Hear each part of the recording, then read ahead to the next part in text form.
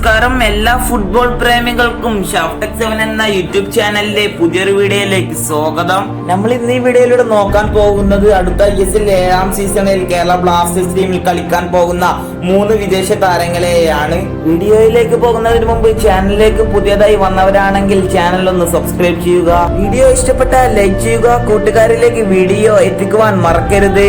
എന്നാൽ നമുക്ക് നേരെ വീഡിയോയിലേക്ക് പോകാം.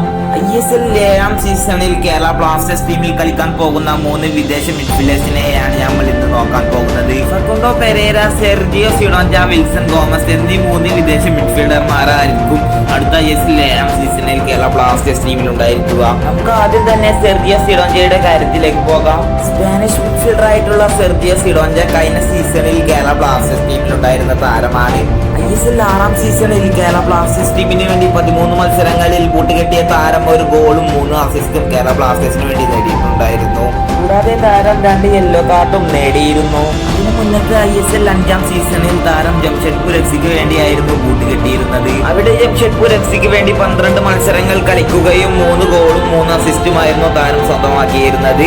കൂടാതെ 2 യെല്ലോ കാർഡും താരം അവിടെ നേടിയിരുന്നു. ഇപ്പോൾ 31 വയസ്സ് പ്രായമുള്ള ഈ സ്പാനിഷ് താരം മുമ്പ് അത്ലറ്റിക്കോ മാഡ്രിഡിന്റെ B ടീമിനും C ടീമിന് വേണ്ടിയും കളിച്ചിട്ടുണ്ട്.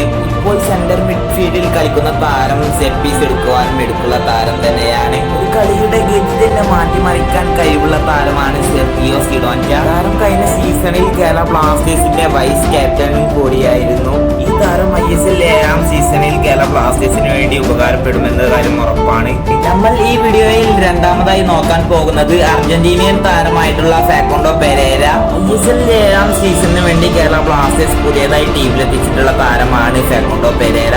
താരം 2019-20 സീസണിൽ ക്ലബിനായി 14 മത്സരങ്ങൾ കളിക്കുകയും 3 ഗോളുകളും 1 യെല്ലോ കാർഡും താരം നേടി. താരം അറ്റാക്കിംഗ് മിഡ്ഫീൽഡറായും സെക്കൻഡ് സ്ട്രൈക്കറായും വിങ്ങറായും ഒക്കെ കളിക്കാൻ കഴിവുള്ള താരമാണ്. താരത്തിന്റെ ഏറ്റവും വലിയൊരു കഴിവെന്നത് ഗോൾ അടിക്കാനും ഗോൾ അടിപ്പിക്കാനും ഒരുപോലെ തന്നെ കഴിവുള്ള താരമാണ്. കൂടാതെ താരം ഒരു സെറ്റ് പീസ് ഒക്കെ എടുക്കുന്ന താരമാണ്. അതുകൊണ്ട് തന്നെ അടുത്ത ISL 7ാം സീസണിൽ താരത്തെ കേരള ബ്ലാസ്റ്റേഴ്സിന് ഉപകാരപ്പെടുമെന്ന കാര്യം ഉറപ്പാണ്. നമ്മൾ ഈ വീഡിയോയിൽ അവസാനമായി നോക്കാൻ പോകുന്നത് സ്പാനിഷ് താരമായിട്ടുള്ള വിസെന്റെ ഗോമസ് ആണ്. കേരള ബ്ലാസ്റ്റേഴ്സ് ISL 7ാം സീസണിന് വേണ്ടി പുതിയതായി ടീമിലെത്തിച്ച ഡിഫൻസീവ് മിഡ്ഫീൽഡറാണ് വിസെന്റെ ഗോമസ്. താരം ലാലിഗ സെക്കൻഡ് ഡിവിഷനിൽ നിന്നാണ് ഇപ്പോൾ കേരള ബ്ലാസ്റ്റേഴ്സ് ടീമിലെത്തിയിരിക്കുന്നത്.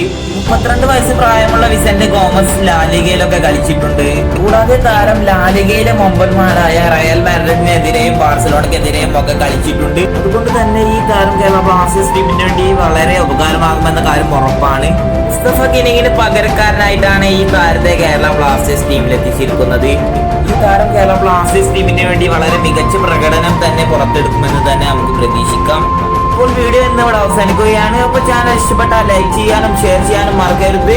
ഇനി ഞാൻ പുതിയതായി അപ്ലോഡ് ചെയ്യുന്ന വീഡിയോയിൽ കാണാം.